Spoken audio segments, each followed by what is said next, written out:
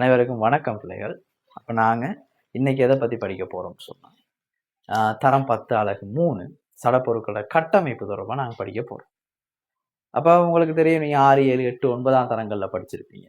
எங்களை சுற்றி இருக்கிறத நாங்கள் சூழல்னு படிச்சிருக்கிறோம். அப்போ இந்த சூழலில் இருக்கிறத சடப்பொருள் சக்தின்னு வகைப்படுத்தலாம்னு படிச்சிருப்பீங்க.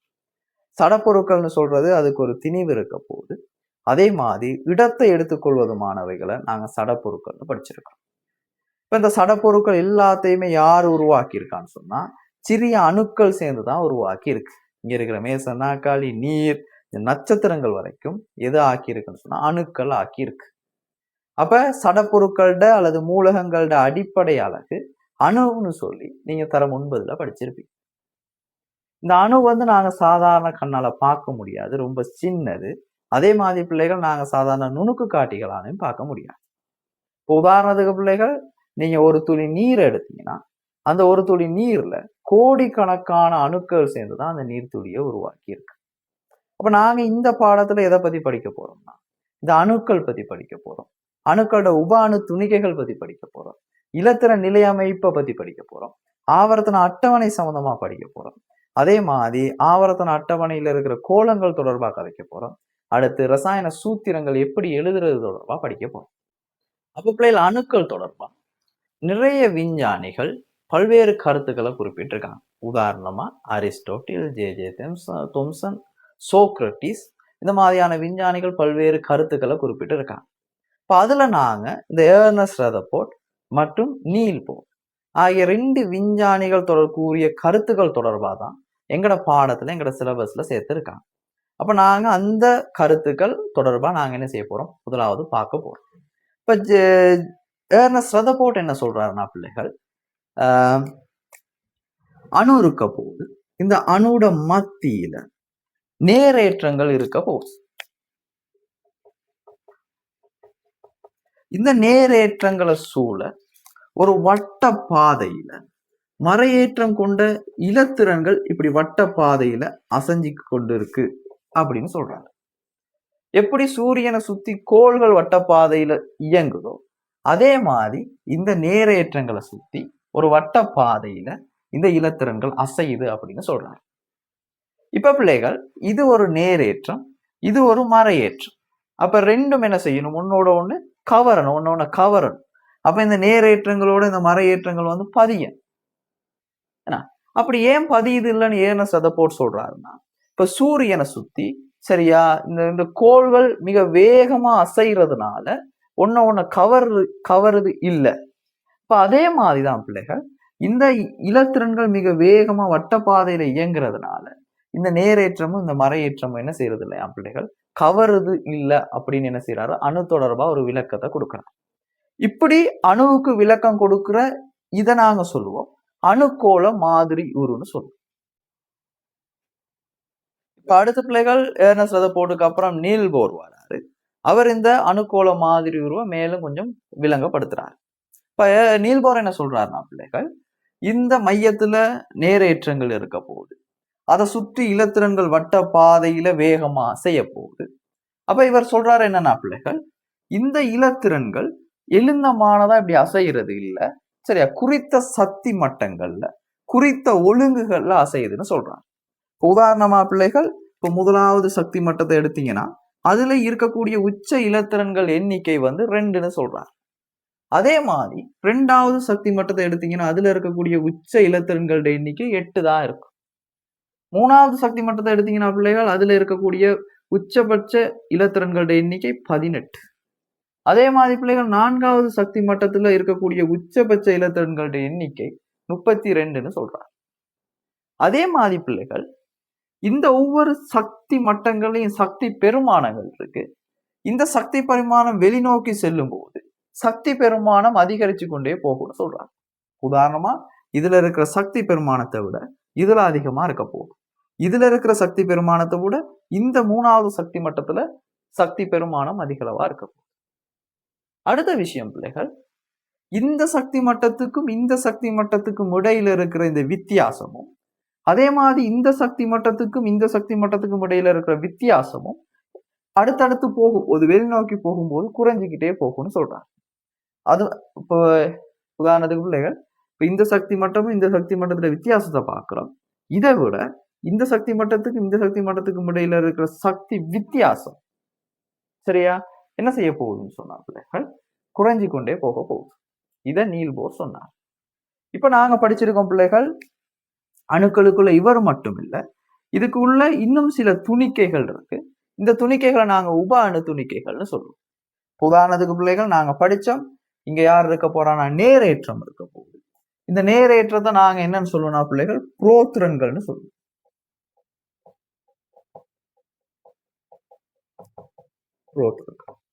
அதே மாதிரி பிள்ளைகள் இதுக்கு வெளியில இலத்திரன்கள் மறையேற்றம் அசைய போகுது.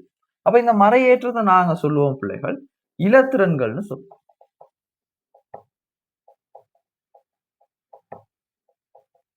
இலத்திரன்கள். அதே மாதிரி பிள்ளைகள் இந்த கருல இந்த நேரேற்றத்துக்கு மேலதிகமா ஏற்றம் இல்லாத துணிக்கைகள் அசையுது. அதை நாங்க சொல்லுவோம் நியூட்ரன் பிள்ளை.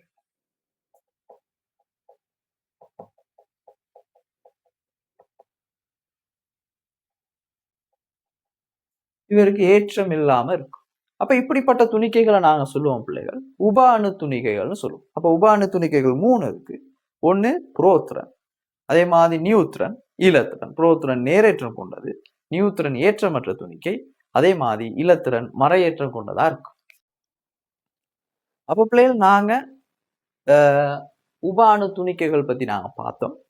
இப்போ உதாரணத்துக்கு பிள்ளைகள் நீங்க சின்ன வயசுல படிச்ச சில மூலகங்களை கொஞ்சம் பார்ப்போம். உதாரணமா நீங்க ஐதரசனை பத்தி படிச்சிருப்பீங்க பிள்ளைகள், அதே மாதிரி சோடியத்தை பத்தி படிச்சிருப்பீங்க, அதே மாதிரி கல்சியம் பத்தி படிச்சிருப்பீங்க, மெக்னீசியம் பத்தி படிச்சிருப்பீங்க. சரி, அவர் எழுதமானதா சில நாங்க அன்றாடம் பாவிக்கிற சில நாங்க விஞ்ஞானத்துல 8, 9 எல்லாம் பாவிக்கக்கூடிய சில மூலகங்களை கொடுத்துருக்கு. இப்ப இந்த மூலகங்கள் எல்லாமே எதால ஆக்கப்பட்டிருக்குன்னா பிள்ளைகள் அணுக்களால ஆக்கப்பட்டிருக்கு. இப்ப இந்த ஐதரசன் எடுத்தீங்கன்னா ஐதரசன் அணுவால ஆக்கப்பட்டிருக்கு. சோடியத்தை எடுத்தீங்கன்னா சோடியம் அணுக்களால ஆக்கப்பட்டிருக்கு. கல்சியம் கல்சியம் அணுவால ஆக்கப்பட்டிருக்கு. மெக்னீசியம் மெக்னீசியம் அணுக்களால ஆக்கப்பட்டிருக்கு. இப்ப இந்த எல்லா அணுக்களும் ஒரே மாதிரி இருக்குமான்னு கேட்டா இல்ல பிள்ளை. சரி, ஒரே மாதிரி இருக்கிறது இல்லை. இப்ப இது எதை வச்சு வேறுபடுதுன்னு சொன்னா இதுல காணப்படக்கூடிய புரோத்திரன்களுடைய எண்ணிக்கையை வச்சு வேறுபடும். இப்போ உதாரணமா ஐதரசன் புரோத்திரன்களுடைய எண்ணிக்கை 1 இருந்தா சரியா, ஒரு அணுவை எடுக்கிறோம், அதன் ஒரு புரோத்திரன் இருந்தா அது கட்டாயம் ஐதரசனா இருக்கும். அதே மாதிரி பிள்ளைகள் சோடியத்தின் புரோத்திரன்களை எடுக்கிறோம், 11 இருக்கு. அப்ப எந்த ஒரு அணுவை நாங்க அணுவோட இருக்கிற புரோத்திரனை பார்த்து 11 வந்துச்சுன்னா பிள்ளைகள் அது கட்டாயம் சோடியமா தான் இருக்கும். சரியா பிள்ளைகள்? அதே மாதிரி பிள்ளைகள் கல்சியத்தின் புரோத்திரன்களை எடுத்தோம்னா அது 20 இருக்கும். அப்போ ஒரு அணுவை எடுக்கிறோம், அந்த அணுவோட 20 புரோத்திரன் அது கட்டாயம் கல்சியமா தான் இருக்கும் பிள்ளைகள். அதே மாதிரிதான் பிள்ளைகள் மெக்னீசியத்தின் புரோத்திரன்களுடைய எண்ணிக்கை 12. அப்ப எல்லா அணுக்களுக்கும் பிள்ளைகள் தனித்துவமான புரோத்திரன்களுடைய எண்ணிக்கை இருக்கு. இப்ப அதை வச்சு நாங்க என்ன செய்யலாம், இது என்ன மூலகம் அப்படின்னு சொல்லி நாங்க இனம் காணலாம். அதே மாதிரி பிள்ளைகள் இந்த அணுக்களோட பருமன் எப்பயும் ஒரே மாதிரி இருக்காது. அணுக்கள் எல்லாத்துக்கும் பருமன் ஒரே மாதிரி இருக்காது பிள்ளைகள். அதை நாங்க பெருசா நாங்க இதை பாக்குறது இல்லை. சரியா, உதாரணத்துக்கு பிள்ளைகள் ஐதரசன் பருமன்லயே அந்த ஐதரசன் அணுட பருமன்லயே சோடியத்தின் அணுட பருமன் இருக்கிறது இல்லை. அதை விட என்ன செய்யலாம், வேறுபடலாம். சரி, தனித்துவமான பருமன்ல இந்த அணுக்கள் இருக்கலாம். இது விளங்கிருச்சா பிள்ளை? இப்ப நாங்க அடுத்து பார்க்க போறது அணுவெண் மற்றும் திணிவெண்ணை பத்தி பார்க்க போறோம் பிள்ளைகள். இப்ப அணுவெண்ணு சொல்றது ஒரு மூலகத்துல இருக்கிற புரோத்திரன்களுடைய எண்ணிக்கையை நாங்க என்னன்னு சொல்லுவோம்னா அணுவெண்ணு சொல்லுவோம். அந்த அணுவெண் பிள்ளைகள் ஒவ்வொரு மூலகத்திலையும் மாறுபடாது. உதாரணமா பிள்ளைகள் ஐதரசன் அணுவெண் நாங்க குறிக்க போறோம். நாங்க முதல்லயே பார்த்துட்டோம், ஐதரசன் புரோத்திரன்களுடைய எண்ணிக்கை 1 தான் இருக்கும். அப்ப 1 இருந்தா அது ஐதரசன் தான் பிள்ளைகள். அணுவெண் எப்பயுமே மாறாது. அதான் நாங்க ஐதரசன் புரோத்திரன்களுடைய எண்ணிக்கையை தான் நாங்க என்னன்னு சொல்லுவோம்னா அணுவெண்ணு சொல்லுவோம். இதை நாங்க ஒரு மூலகத்துல இடது பக்கம் கீழே நாங்க என்ன செய்வோம் பிள்ளைகள் குறிப்போம். உதாரணமா இதன் அணுவெண் 1 இதை எப்படி குறிக்கிறோம். அதே மாதிரி பிள்ளைகள் சோடியம் இருக்கு, சோடியத்தின் புரோத்திரன்களுடைய எண்ணிக்கை 11. ஆகவே அணுவெண்ணும் 11. அதை நாங்க அந்த மூலகத்தின் இடப்பக்கம் கீழே குறிக்கிறோம். கல்சியமும் அப்படிதான் பிள்ளை. கல்சியத்துல புரோத்திரன்களுடைய எண்ணிக்கை 20, அணுவெண்ணும் 20. அதை நாங்க இடப்பக்கம் கீழே குறிக்கிறோம். அதே மாதிரி பிள்ளைகள் மெக்னீசியம் இருக்கு, மெக்னீசியத்தின் புரோத்திரன்களுடைய எண்ணிக்கை 12. அதை நாங்க இடப்பக்கம் இப்படி குறிக்கிறோம். அப்ப நாங்க கட்டாயம் திணிவெண்ண நாங்க அணுவெண்ண பிள்ளைகள் ஒரு மூலகத்தின் இடப்பக்கம் கீழ் மூலையில குறிப்போம். அதே மாதிரி பிள்ளைகள் திணிவெண்ணு ஒன்று இருக்கு. திணிவெண்ணு சொல்றது பிள்ளைகள் திணிவெண்.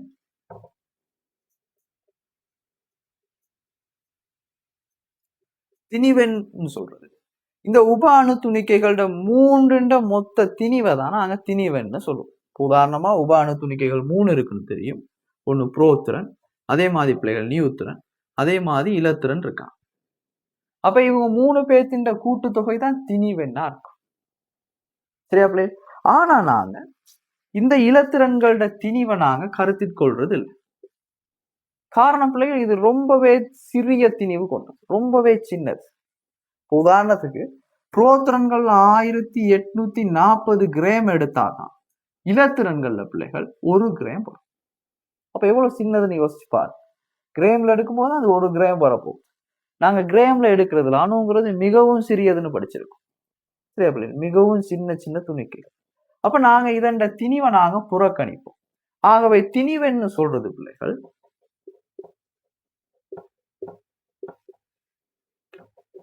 புரோத்திரன்களுடையும் நியூத்திரன்களுடையும் கூட்டுத்தொகையா இருக்கு. சரியா பிள்ளை? இப்ப உதாரணத்துக்கு இதை நாங்க எப்படி ஒரு மூலகத்துல கொடுப்போம்னா பிள்ளைகள் ஒரு மூலகத்தின் இடப்பக்கம் மேல் மூலையில நாங்க குறிப்போம். உதாரணமா பிள்ளைகள் ஐதரசன் இருக்காரு, ஐதரசன் திணிவெண் 1 இருந்துச்சுன்னா அதை மேல இடப்பக்கம் குறிப்போம்.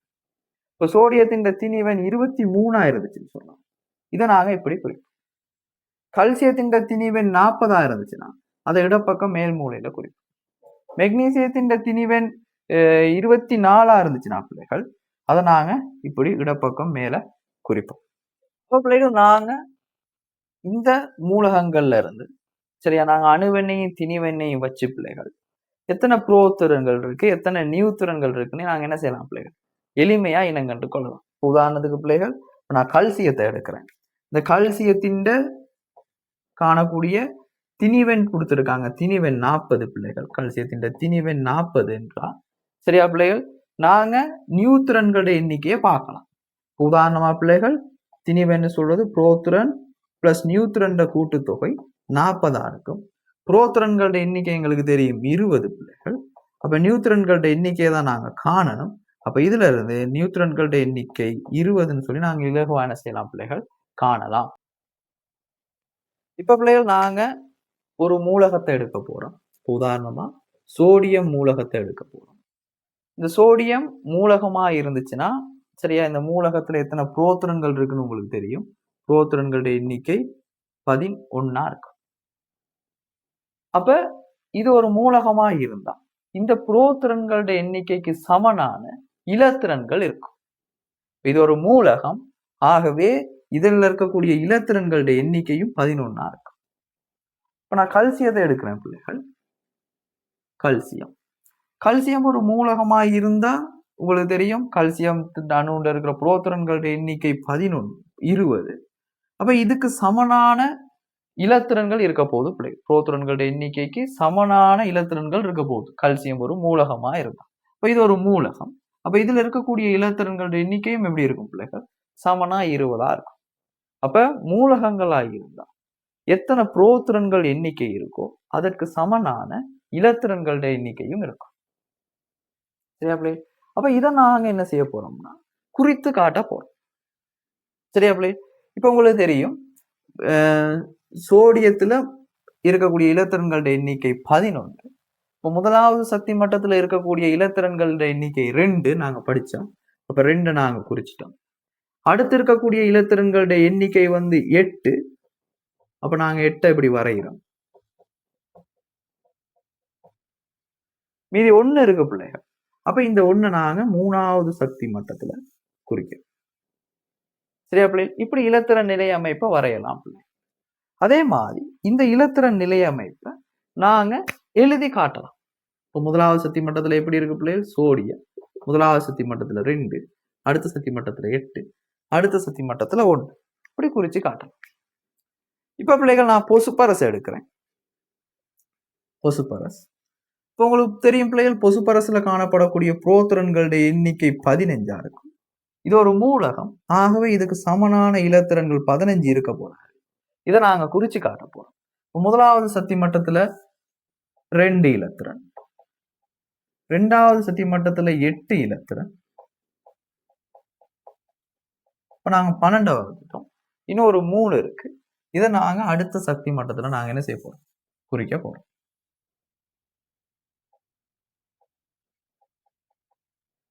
இப்படி குறிச்சு காட்டுறோம். 15 குறிச்சாச்சு. அடுத்தது பிள்ளை கல்சியத்தை குறிச்சு காட்ட போறோம். இப்ப கல்சியம் உங்களுக்கு தெரியும். கல்சியத்துல காணக்கூடிய புரோத்திரன்களுடைய எண்ணிக்கை 20. இது ஒரு மூலகம். ஆகவே இந்த புரோத்திரன்களுடைய எண்ணிக்கைக்கு சமனான இலத்திரன்கள் இருக்க போறாங்க. இப்ப இந்த இலத்திரனுக்கான நிலை அமைப்பை நாங்க வரைய போறோம்.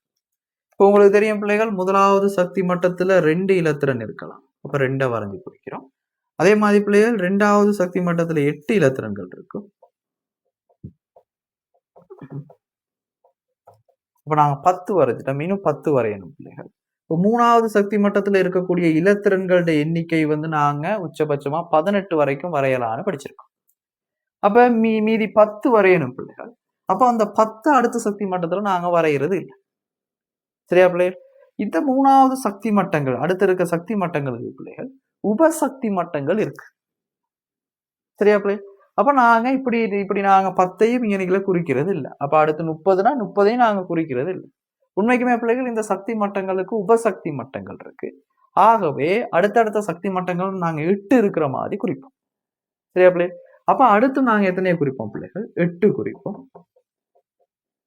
அப்ப 18 வரைஞ்சாச்சு. அப்ப இறுதி சக்தி மட்டத்துல நாங்க கடைசியா இருக்கிற அந்த 2 இலத்திரன்களை குறிப்போம். இப்ப இதன் இலத்திர நிலையமைப்பை எப்படி வரைவனா பிள்ளைகள்? கல்சியத்தின் இலத்திர நிலையமைப்பு முதலாவது சக்தி மட்டத்துல 2, அடுத்த சக்தி மட்டத்துல 8, அடுத்த சக்தி மட்டத்துல 8, அடுத்த சக்தி மட்டத்துல 2. இப்படி நாங்க என்ன செய்வோம்னா பிள்ளைகள், இதன் இலத்திர நிலை அமைப்பை குறிச்சு காட்டும். இதை வச்சு கொண்டு பிள்ளைகள், இப்ப இயற்கையில பிள்ளைகள் கிட்டத்தட்ட 115 மூலகங்கள் இருக்கு. அப்ப இந்த 115க்கு மேற்பட்ட மூலகங்கள் இருக்கு. அப்ப இந்த மூலகங்களை நாங்க என்ன செய்யணும்னா பிள்ளைகள், தனித்தனியா படிக்கிறது கஷ்டம். அப்ப என்ன செய்யறாருன்னா பிள்ளைகள், திமித்ரி மெண்டல்ங்கிற விஞ்ஞானி இதை ஒரு அட்டவணைப்படுத்துறாரு பிள்ளை. இதுக்கு முன்னுக்கு நிறைய பேர், நிறைய விஞ்ஞானிகள் சரி இந்த மாதிரி நிறைய ஆவர்த்தன அட்டவணைகளை உருவாக்கி இருக்காங்க பிள்ளை. நாங்க திமித்ரி மெண்டலின் ஆவர்த்தன அட்டவணை தான் மிகவும் பொருத்தமானதா இருக்கு. அப்ப அதை பத்தி தான் பிள்ளைகள் நாங்க படிக்க போறோம். அதான் ஏற்றுக்கொள்ளப்பட்டது. அதான் நாங்க என்ன செய்யறோம், அதன் அடிப்படையில தான் நாங்க என்ன செய்யறோம், மூலகங்களை ஒழுங்குபடுத்தி இருக்கோம். இப்ப ஆவர்த்தன அட்டவணையை திமித்ரி மெண்டலின் என்ன செய்யறாருன்னா பிள்ளைகள், இந்த ஆவர்த்தன அட்டவணையை 8 கூட்டங்களா பிரிக்கிறார். 8 கூட்டங்களா பிரிக்கிறார்.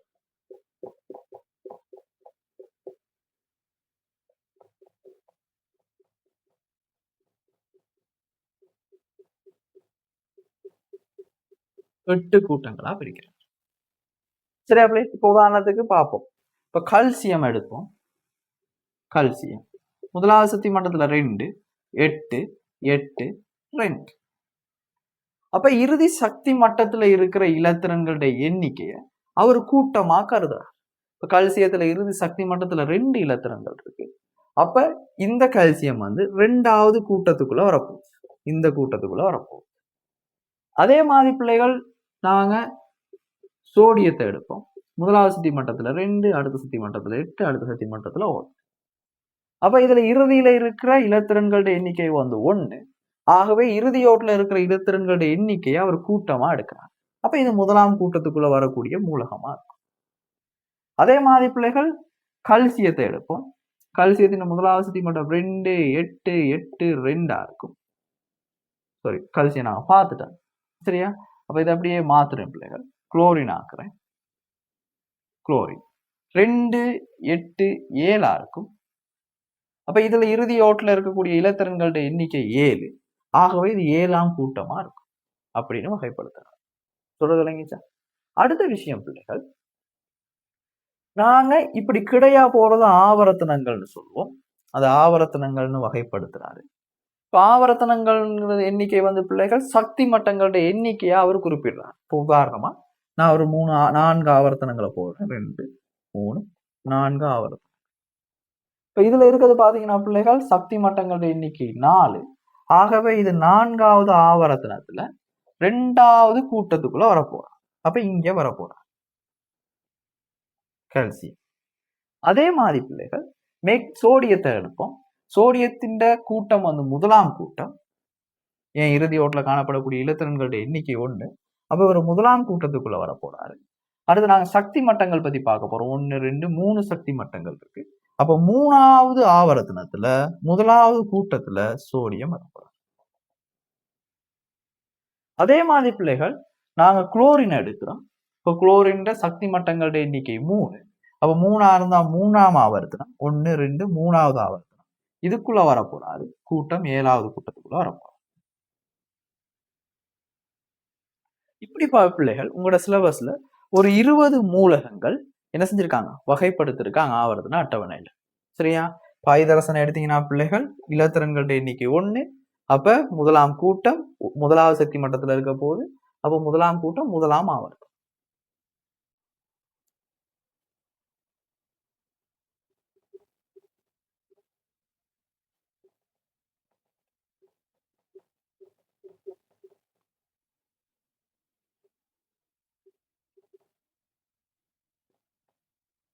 கால்சியம்.